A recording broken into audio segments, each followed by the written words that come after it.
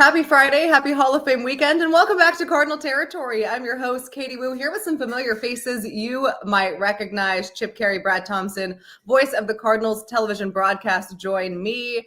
Gentlemen, how are you? Thank you for coming on the show. Hi, Katie.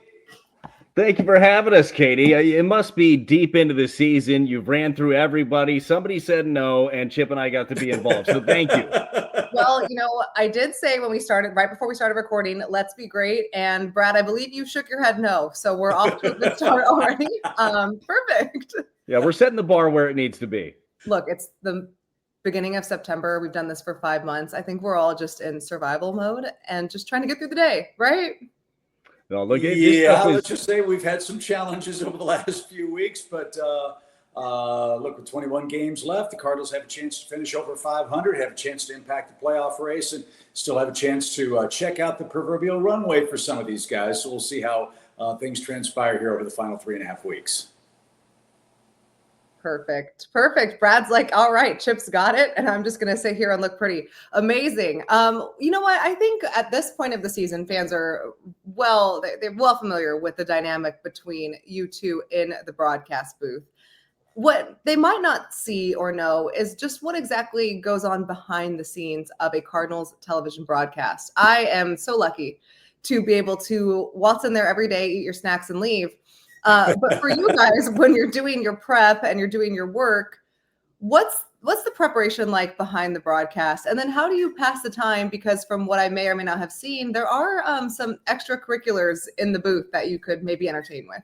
Yeah, look, you could go a lot of directions with that part of it. But I would say this, and Chip, I know this is your life too. Look, I think the preparation for games, I don't think it ever ends, right? You're kind of always watching stuff. You're always reading stuff.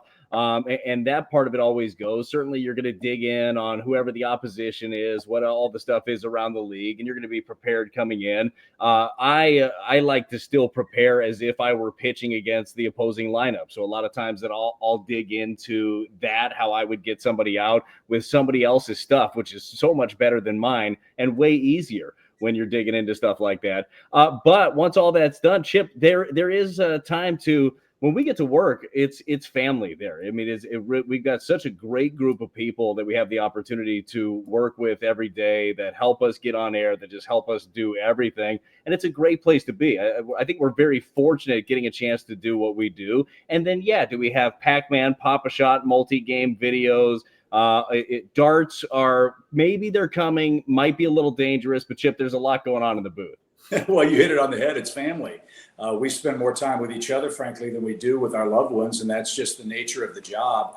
I think you hit it on the head too, Brad, that the people we work with are not just coworkers, they're dear friends. This is the first job that I've ever had in this business, and as you guys know, I'm the old guy in this trio of people on the digital screen, where a game is over and I'm actually mad. And I'm mad not because the Cardinals won or lost or something crazy happened or I messed up on the air or something didn't go right with the broadcast. I'm mad because I don't get to hang out with my friends for the next 18 hours. And I think that's what makes our place so special. There's a great deal of care and camaraderie, and we really do like each other, love each other, and treat each other as family members because, as I said, we spend so much quality time together. And we get to know each other on a really, really deeper level than just, hey, what tie are you wearing? Or, hey, what did you write in The Athletic today? And I think that's really, really important. And I hope that people at home understand that we are as committed to each other as we are to the product that we're presenting at home. And even on the days when the product is not as good as we would like it to be, we're still showing up, as Brad said, doing our research, doing our homework, and trying to bring the experience of Cardinal baseball, and even if it's not good Cardinal baseball, Major League Baseball into their living rooms because we're guests and we really understand the enormous responsibility that job has and the real honor that it is to sit in those chairs. Spot on.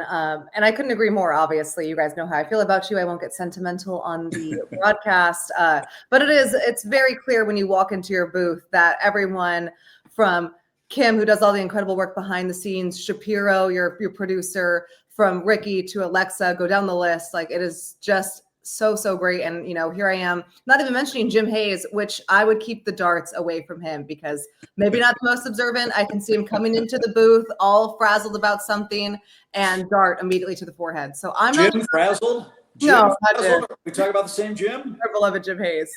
I'm not sure how the dartboard would work out, especially when you add in the smoke machine, the fog machine, the strobe lights, safety hazard perhaps. But you guys also mastered the walking treadmill, so what do I know about safety? No, that's a good call. And let's be honest, Chip, the treadmill has not been used much this year. It's more of it's hanging on, leaning up against the wall. And the fog machine maybe wasn't as thought out as we went on Amazon, just bought this thing. But day one, as you know, Katie, of the fog machine, I turned it on and hit it hard. I'm like, let's do it. Boom. The whole place, it looked like Scooby-Doo, okay, jumping out of the mystery machine.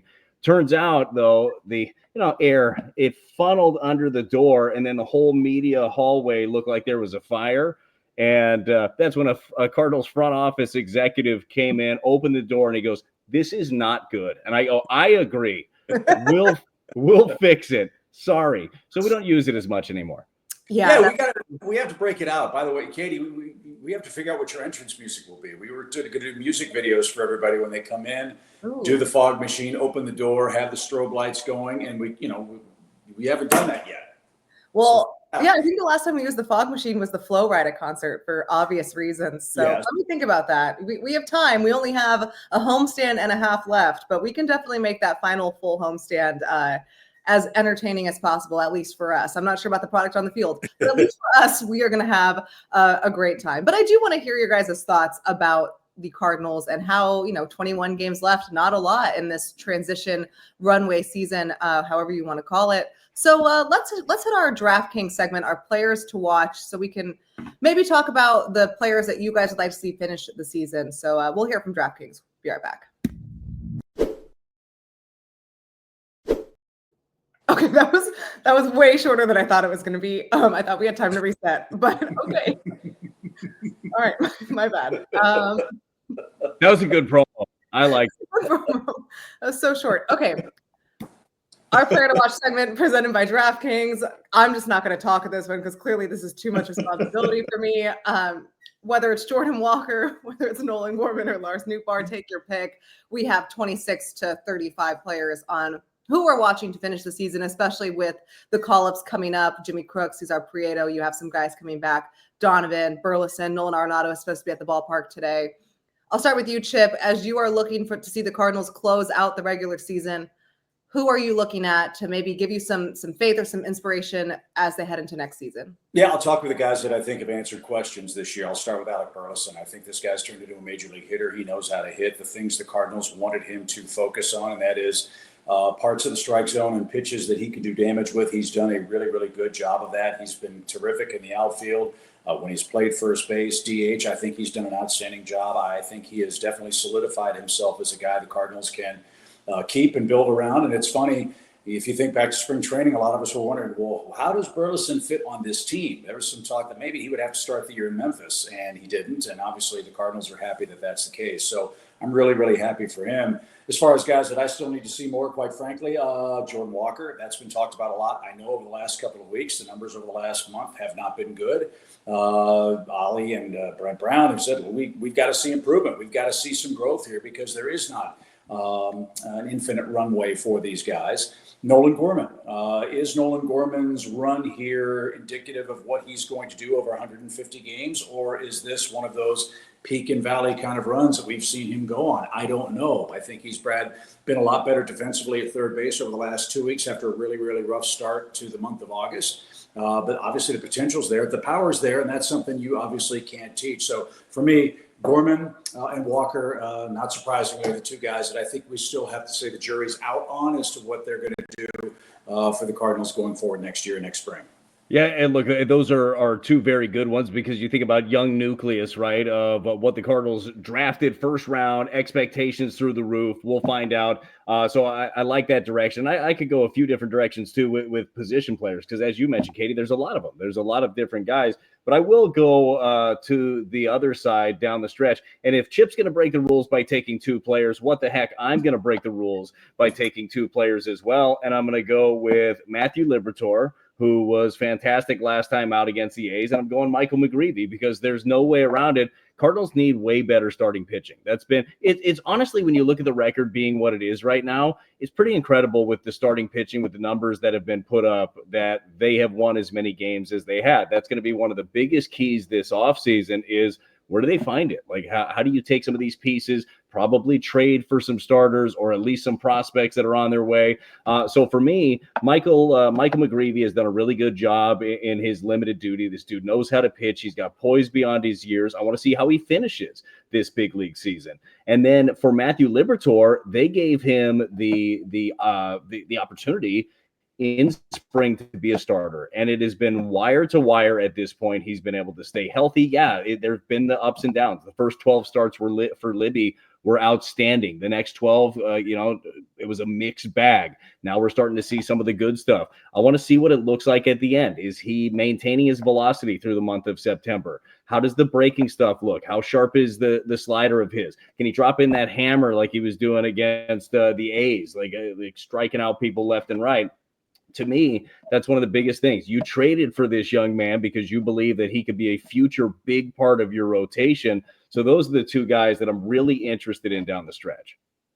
Not at all a surprise. I'm in total agreement with you guys because we're always so in sync. The one name I would throw in there, because I think his future will be in plenty of question over the offseason, is Lars Nootbaar, because, I don't think the main prerogative for Lars Nootbaar was to stay healthy this year, and minus a 3-week stint over the All-Star break. So he didn't miss 3 weeks worth of games. He's done a nice job of staying on the field. And that, again, was priority number one for Nootbaar to show. Would he like better production offensively? Of course. Would he consider this season something that he is happy with? I don't think so. But I don't think he went out there and fully failed. But you do bring into question his long-term status with the organization, because as the Cardinals embark on this rebuild fully, it's going to be a couple of years before we see like truly competitive baseball again back in St. Louis. Unfortunately for Lars, he'll be a free agent after the next 2 years. So does he really fit in with the Cardinals' competitive window? From a free agent and RBR standpoint, I don't think so.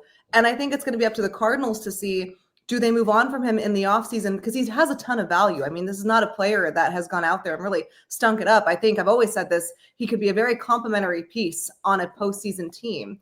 But will St. Louis want to build around him, or will they capitalize on the value that he has right now to try and bring in something that can expedite this rebuild process? A lot of that will have to do with how he plays to finish the last 3 weeks of the season. I also don't know how much playing time he's going to get, because the Cardinals have like 1,800 left-handed outfielders on the roster right now. So we'll get to see where the Cardinals are really thinking in terms of who they want to prioritize playing time based on the rotation of outfielders. So I throw Lars Nootbaar in there as well. Yeah, I think that's a fair point, Katie. And I think one thing that's going to be fascinating is we have a new baseball operations group taking over, right? Chaim Bloom is not tied in any way, shape, or form to any of the players currently on this major league roster. So I think he will have the freedom, if I can use that word, to have and make cold, calculated decisions as to how to improve this club. Going back to my Braves experience, you know, everybody knows that the Braves have been really, really good the last few years. They won the World Series in 2021. What they may have forgotten is they went through 3 years of a really bad 95, 96 loss stretch.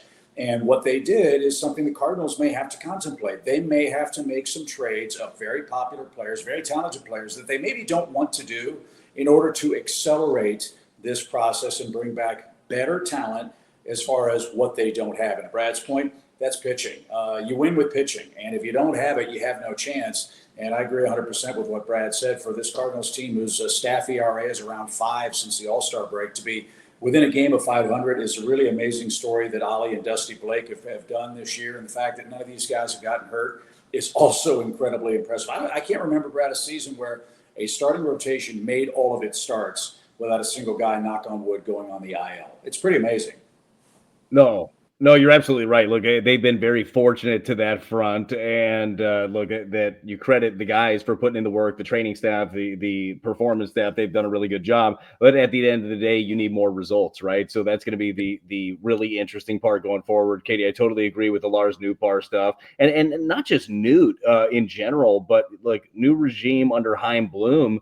you're probably listening on a little bit of everybody, and you're trying to figure out what everybody else thinks about your players. And I'm sure that they've already been doing this. They did this at the trade deadline. I'm sure that there were some deals that were kicked around, not done, outside of the 3 relievers that the Cardinals parted ways with.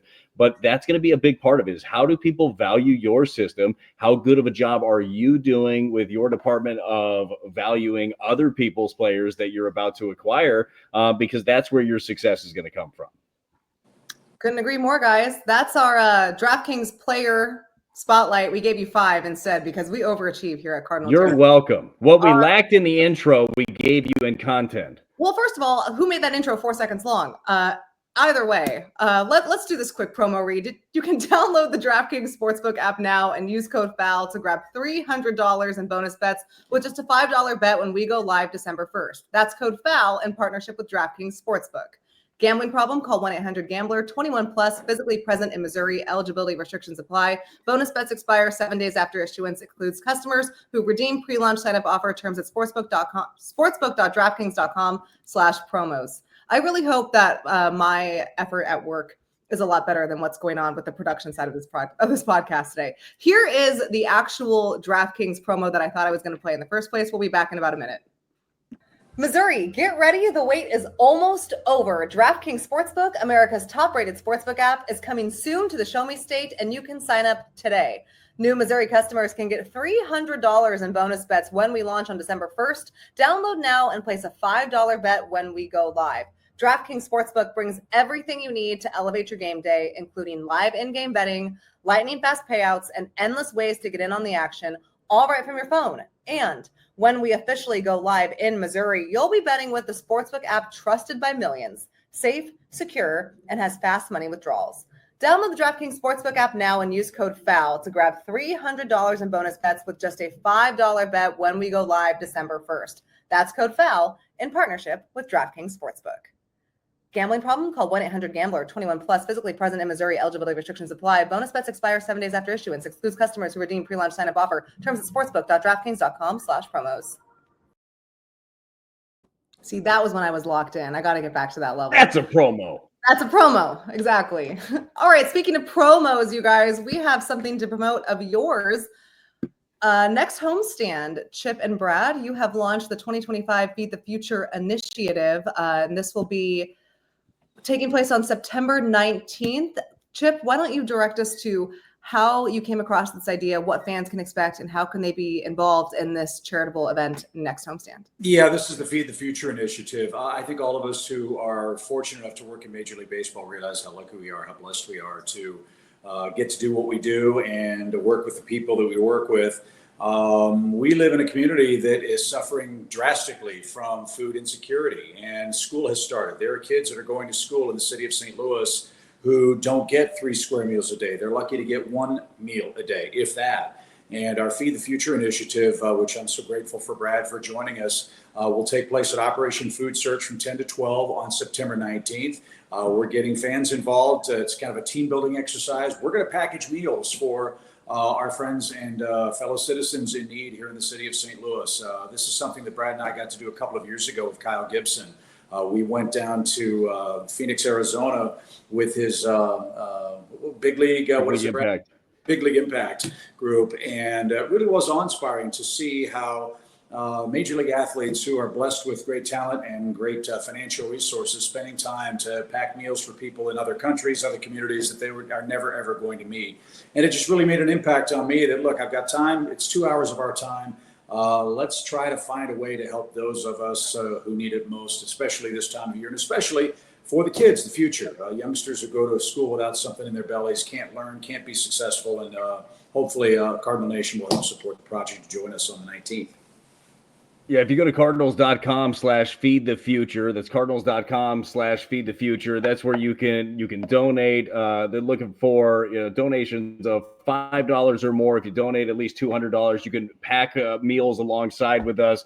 And to echo what Chip said, look, I've had the opportunity over the years to go to schools in communities that need help and talk to kids and be around kids and being around groups. And there's a need, and it's sometimes, and hopefully anybody watching this, that you don't have to deal with it, food insecurity, but it's real, it's tangible, and people need help. And there's no shame in needing help. Honestly, the only shame is if you can help, not helping somebody else. And Chip, that's why I'm so excited that you got this thing going. I know this is something that it was on your heart. You wanted to champion. So I'm excited to be a part of it. Hopefully a lot of people come join us. And this isn't going to be just a one-time thing either. This is going to be something where, I know, Chip, you've talked about this with different partners, but making it something where it is a constant effort through the Cardinals, who have already done a lot of stuff to help out, through us, through as many people as we can get involved. So please do that. Go to cardinals.com/feedthefuture. And, at Cardinals, this is part of the Cardinals Care, which I think all three of us were at Cardinals Care, Ted Savage RBI Classic Golf Tournament on Thursday. The Cardinals continue to do such great charitable outreach in and around the St. Louis area. And for you guys to do this, I think is very exciting. For fans who want to know more information, you can donate $5 or more to support Operation Food Search.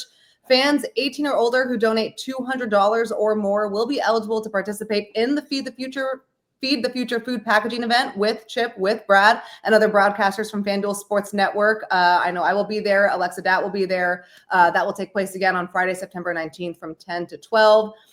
As part of the experience, each registered donor will receive 4 tickets to Friday's game on September 19th against the Brewers, a Cardinals goodie bag, and a photo opportunity with the broadcasters at the event. So that is priceless. I know that. They'll have their perfect smiles and everything. So check it out. As Brad said, you can donate at cardinals.com/feedthefuture. I hope to see many of you there. Chip, Brad, it's also a very exciting weekend here at Busch Stadium. It's Hall of Fame weekend, and this is one of my favorite weekends in St. Louis. I think they do this right in terms of bringing back and honoring the legacies and the traditions that make Cardinals baseball. So Edgar Renteria, Walt Jocketty, and our pal Al Broski will be inducted on Saturday. That is tomorrow. When you think about what Al has meant to you guys as just being part of the Cardinal family and the FanDuel family, Brad, we'll start with you. What does that mean? What is your relationship with Al like, and what does he mean to you?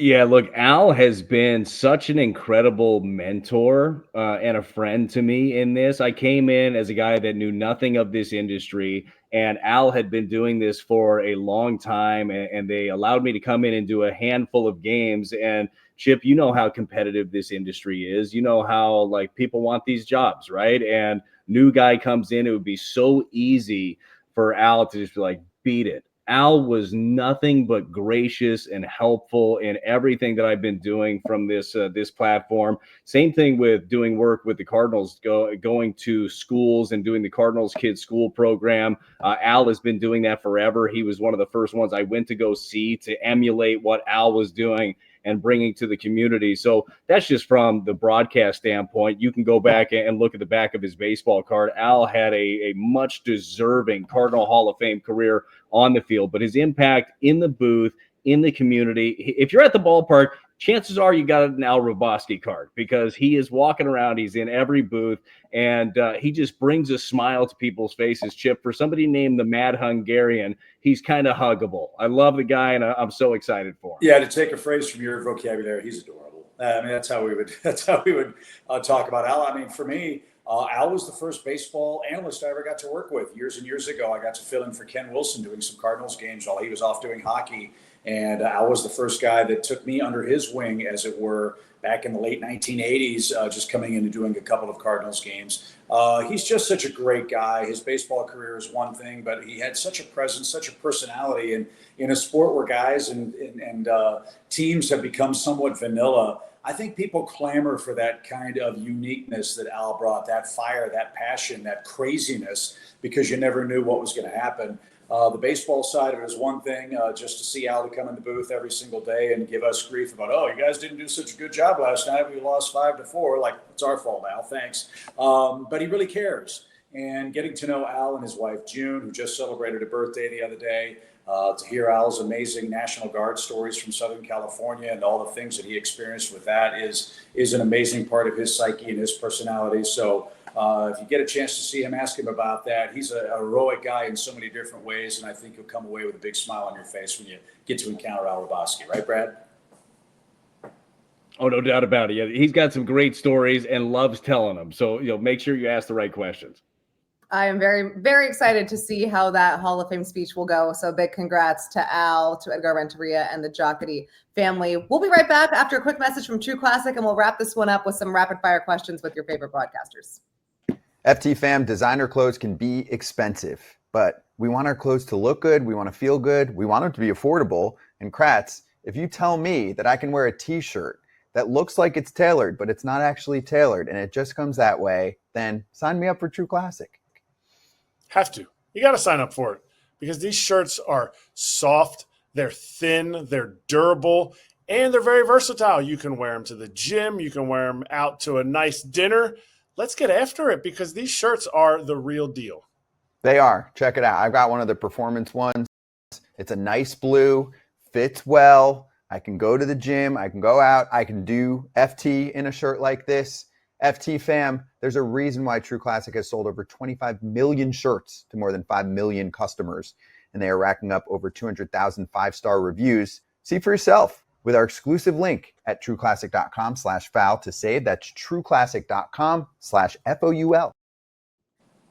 All right, guys. Giants are in town for 3 games. We have Michael McGreevy on the mound tonight against right-hander Carson Seymour, who I totally know who that is. It's a 1985 40th anniversary reunion of the NL Championship team. So over 20 former players and coaches from that team will be honored in the pregame ceremony to kick off Hall of Fame weekend. We have time for one rapid fire question. So I'm not quite sure that it's like rapid fire more than just like one. Let me put you on the spot. All right. If you were going to ask the manager, Ollie Marmol, one question today, and it would guarantee to make him mad, what would you ask him? Oh my gosh. Oh, There's so many that I can't even bring up here. Guaranteed to make him mad. Chip, you're good at this. Oh, thanks. I always used to like to ask him, hey, why didn't you use Helsley in the 8th inning? That's always a good one. Yeah, ask him that now, especially. Ask him that now. That's a good fan one. Perfect. For sure. Yeah, it's a good lead every time. Luckily there was nothing strategically in the last couple of games against the A's that you could go back to. But I will give Ollie credit. If you question one of the things, and I know, Katie, this is part of your job every day, is, hey, if something, 7th inning, he makes a move, that move doesn't work out, you have to question it. He usually does that pretty well, but I like to ask about those. He does a good job of not getting frustrated. I don't have one that I think that is going to make him mad. I mean, I could reference an old player or something like that if I wanted to. I think that might get it going. But other than that, he likes it a lot when you talk about him being glove first as a minor league player. That's always a good one. Well, we did have one of those, Katie, the other day. There was a foul ball into the dugout. He snatches it. Good grab by Ollie. And I said, the glove was never an issue. Well, that's factual. As a broadcaster, you have to enlighten your audience with facts. But you are right, Brad. I like to start with any kind of question with Ollie, just like, hey, did you think about this? Totally tongue in cheek, because obviously he did. And to kick off the media session with a heavy sigh as he tries to gather his patience, as I'm obviously messing around. I'm not sure the fellow writers appreciate that, because I've already started it off on a wrong foot. But he is so good at the strategic questions and really just like taking no offense to, hey, what was the logic behind this decision? Or why didn't you do this? When did you think about doing this? And I've learned a lot from him in terms of how he breaks things down in the decisions. And I know he does the same for you guys. You guys are in there for like 30 minutes a day, just laughing it up. I know, I hear it. But he does a really nice job of making sure that, there is, whether or not it pans out is never really the issue or the question that we have. It's the decision, like how he got there in the first place. And I think he goes above and beyond as far as managers go, and ensuring that both his writers and his broadcasters understand that the thought process behind it, results secondary. And it's just kind of interesting to see that aspect of the game play out through a manager's eyes. Yeah, he's a very curious man. He's very smart, and obviously his decisions are well founded. I can't think of a moment in my brief time here where I've said, I really don't get why he did that, because he's explained it to us, and then when you think about it, it makes total sense. But Brad, what's really refreshing, I'm sure for you and for me too, Katie, you've probably experienced this as well, is you can sit in that room and he'll say, well, what did you think about situation A, B, or C? What would you have done? And there really is an intellectual curiosity as to how other people thought or see a particular series of plays. And he's really genuinely interested in what other people think about the way things transpired. And maybe he learns from us and thinks about things in a different way. So there's that really healthy give and take, which I think is really, really fun. Yeah, he invites the pushback, which is pretty fun and refreshing, because, you know, a lot of people like to live in that echo chamber of everything that you do is right. And I feel like that's how you grow, is getting the other side of things. Agreed, guys. All right, well, we'll get you out of here because all three of us have to be at the ballpark in about 45 minutes.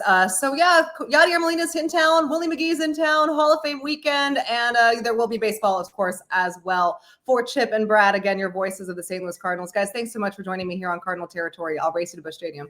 Okay, All right, Kat. thanks, See you there. Bye.